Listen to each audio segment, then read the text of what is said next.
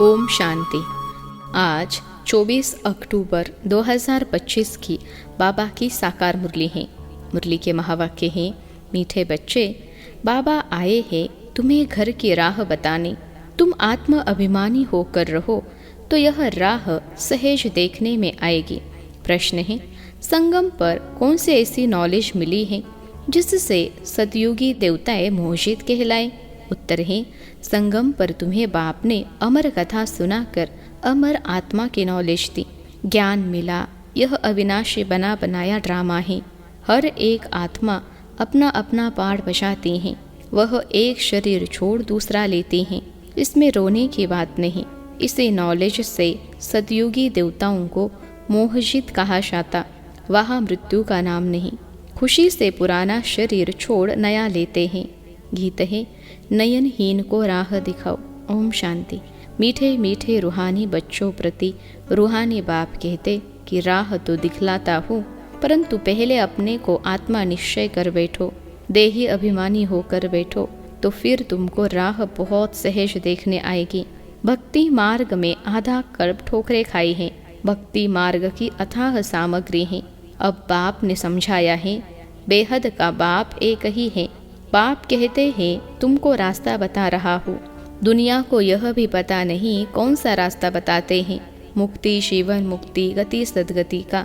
मुक्ति कहा जाता है शांति धाम को। आत्मा शरीर बिगर कुछ भी बोल नहीं सकती। कर्मेंद्रियों द्वारा ही आवाज होता है, मुख से आवाज होता है। मुख न हो तो आवाज कहाँ से आएगा? आत्मा को यह कर्मेंद्रिया मिली है कर्म करने के लिए। रावण राज्य में तुम विकर्म करते हो, यह विकर्म छी छी कर्म हो जाते हैं। सतयुग में रावण ही नहीं तो कर्म अकर्म हो जाते हैं। वहाँ 5 विकार होते नहीं, उसको कहा जाता है स्वर्ग। भारतवासी स्वर्गवासी थे, अब फिर कहेंगे नरकवासी। विषय वैतरणी नदी में गोता खाते रहते हैं, सब एक दो को दुख देते रहते हैं।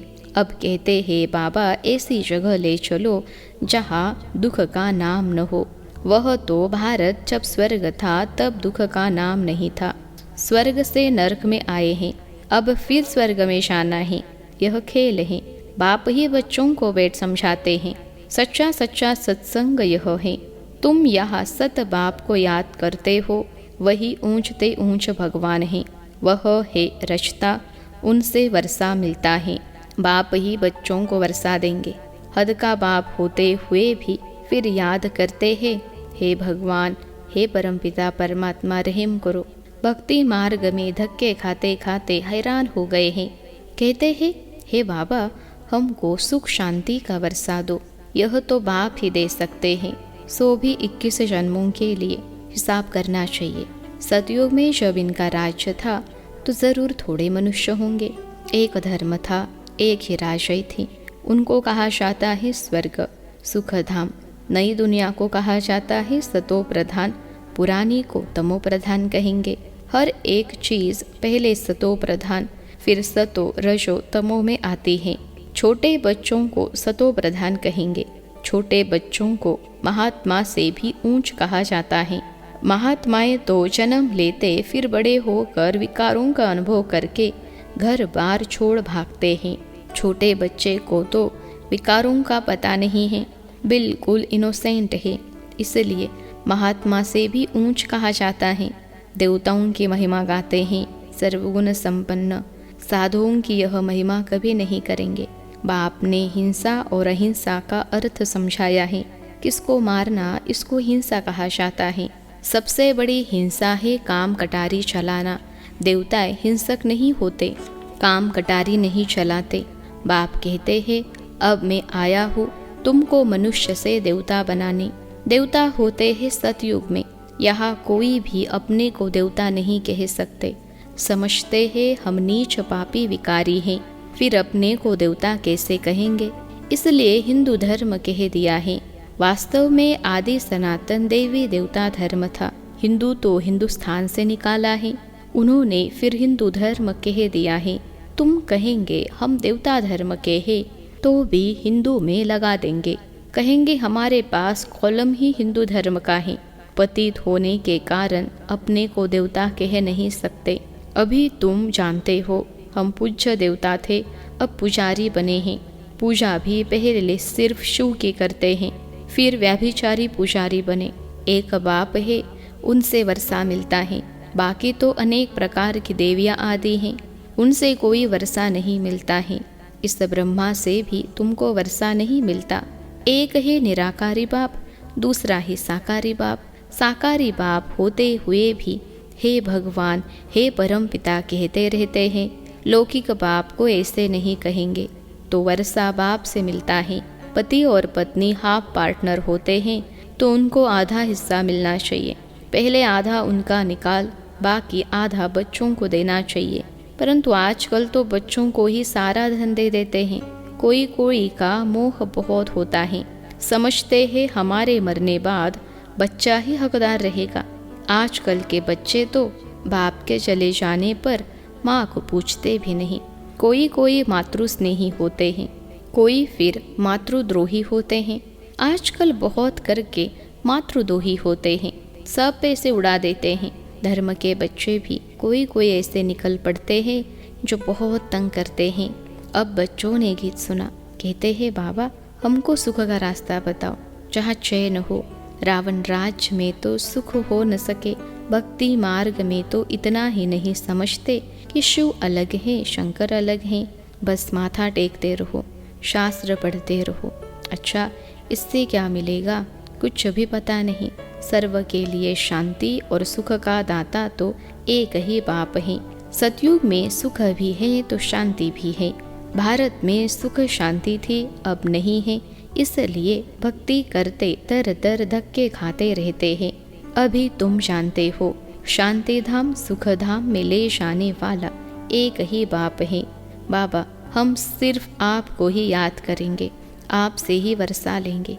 बाप कहते हैं देह सहित देह के सर्व संबंधों को भूल जाना है, एक बाप को याद करना है। आत्मा को यहाँ ही पवित्र बनना है। याद नहीं करेंगे तो फिर सजाएं खानी पड़ेंगी, पद भी भ्रष्ट हो जाएगा। इसलिए बाप कहते हैं याद की मेहनत करो। आत्माओं को समझाते हैं और कोई भी सत्संग आदि ऐसा नहीं होगा जहाँ ऐसे कहे। हे रूहानी बच्चों, यह है रूहानी ज्ञान जो रूहानी बाप से ही बच्चों को मिलता है।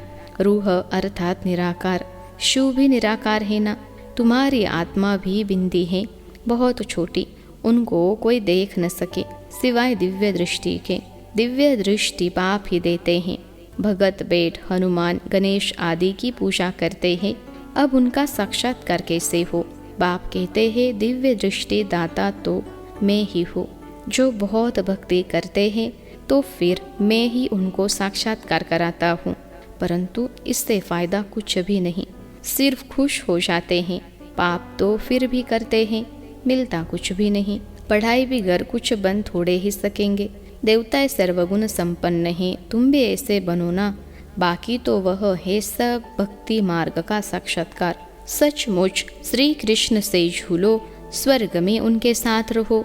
वह तो पढ़ाई पर है, जितना श्रीमत पर चलेंगे उतना ऊंच पद पाएंगे। श्रीमत भगवान की गाई हुई है, श्री कृष्ण की श्रीमत नहीं कहेंगे। परमपिता परमात्मा की श्रीमत से श्री कृष्ण की आत्मा ने यह पद पाया है। तुम्हारी आत्मा भी देवता धर्म में थी, अर्थात श्री कृष्ण के घराने में थी। भारतवासियों को यह पता नहीं है कि राधे कृष्ण आपस में क्या लगते थे। दोनों ही अलग अलग राशय के थे। फिर स्वयंवर बाद लक्ष्मी नारायण बनते हैं। यह सब बातें बाप ही आकर समझाते हैं। अब तुम पढ़ते ही हो स्वर्ग का प्रिंस प्रिंसेस बनने के लिए। प्रिंस प्रिंसेस का जब स्वयंवर होता है तब फिर नाम बदलता है। तो बाप बच्चों को ऐसा देवता बनाते हैं। अगर बाप की श्रीमत पर चलेंगे तो तुम हो मुख वंशावली, वह है कुख वंशावली। वह ब्राह्मण लोग हथियाला बांधते काम चिता पर बिठाने का। अभी तुम सच्चे सच्चे ब्राह्मण्य काम चिता से उतार ज्ञान चिता पर बिठाने हथियाला बांधते हो तो वह छोड़ना पड़े।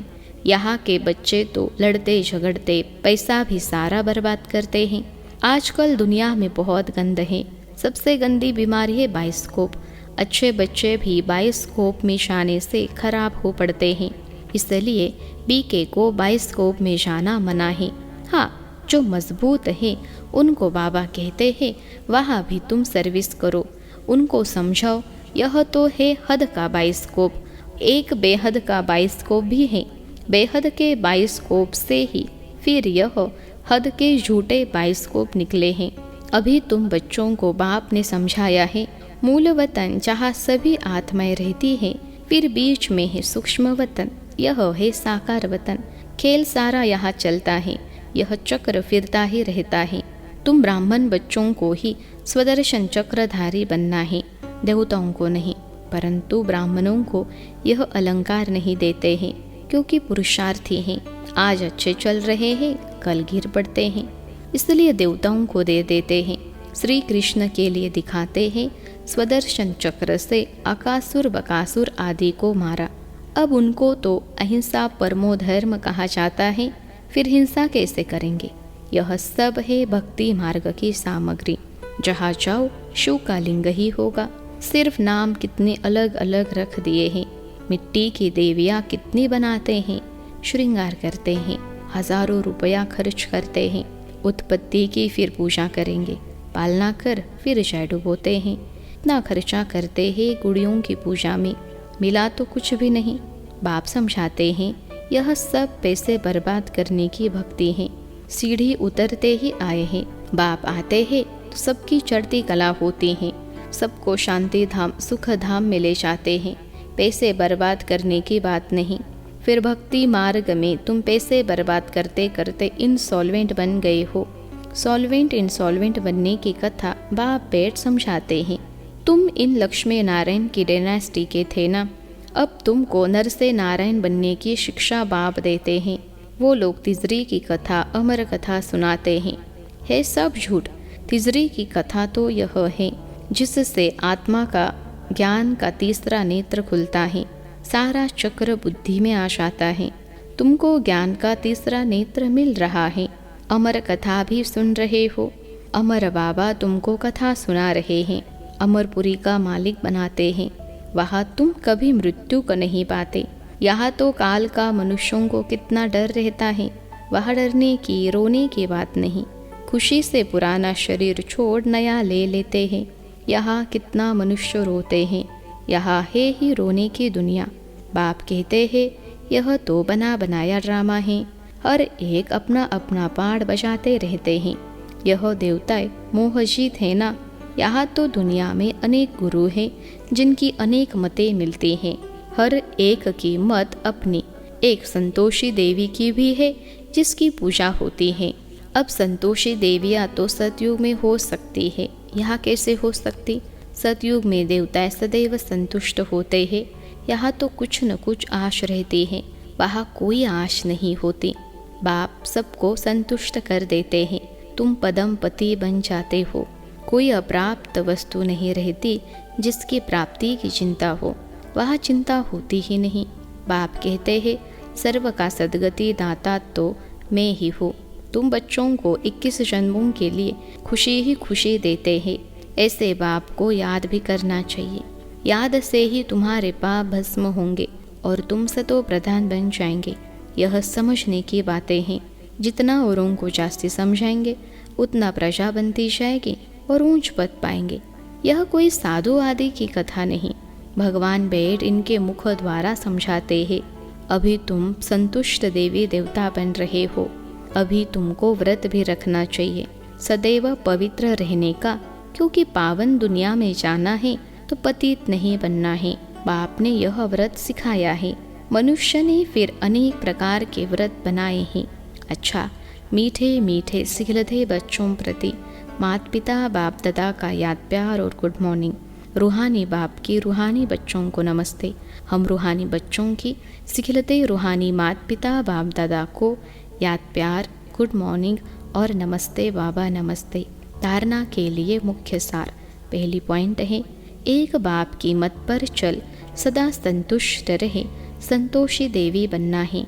यहाँ कोई भी आश नहीं रखनी है, बाप से सर्व प्राप्तियाँ कर पदमपति बनना है। दूसरी पॉइंट है, सबसे गंदा बनाने वाला बाइस्कोप यानी सिनेमा है। तुम्हें बाइस्कोप देखने की मना है, तुम बहादुर हो तो हद और बेहद के बाइस्कोप का राज समझ दूसरों को समझो, सर्विस करो। आज का वरदान है, पुरुषार्थ और सेवा में विधि पूर्वक वृद्धि को प्राप्त करने वाले तीव्र पुरुषार्थी भव। पुरुषार्थ और सेवा में विधि पूर्वक वृद्धि को प्राप्त करने वाले तीव्र पुरुषार्थी भव। विश्लेषण है, ब्राह्मण अर्थात विधि पूर्वक जीवन। कोई भी कार्य सफल तब होता है जब विधि से किया जाता है। अगर किसी भी बात में स्वयं के पुरुषार्थ या सेवा में वृद्धि नहीं होती है तो ज़रूर कोई विधि की कमी है। इसलिए चेक करो कि अमृत वेले से रात तक मनसा वाचा कर्मना व संपर्क विधि पूर्वक रहा, अर्थात वृद्धि हुई। अगर नहीं तो कारण को सोचकर निवारण करो, फिर दिल शिकस्त नहीं होंगे। अगर विधि पूर्वक जीवन है तो वृद्धि अवश्य होगी और तीव्र पुरुषार्थी बन जाएंगे। आज का स्लोगन है, स्वच्छता और सत्यता में संपन्न बनना ही सच्ची पवित्रता है। स्वच्छता और सत्यता में संपन्न बनना ही सच्ची पवित्रता है। अव्यक्त इशारे, स्वयं और सर्व के प्रति मनसा द्वारा योग की शक्तियों का प्रयोग करो। जहाँ वाणी द्वारा कोई कार्य सिद्ध नहीं होता है तो कहते हो यह वाणी से नहीं समझेंगे, शुभ भावना से परिवर्तन होंगे। जहाँ वाणी कार्य को सफल नहीं कर सकती वहाँ साइलेंस की शक्ति का साधन शुभ संकल्प, शुभ भावना, नयनों की भाषा द्वारा रहम और स्नेह की अनुभूति कार्य सिद्ध कर सकती है। अच्छा, ओम शांति।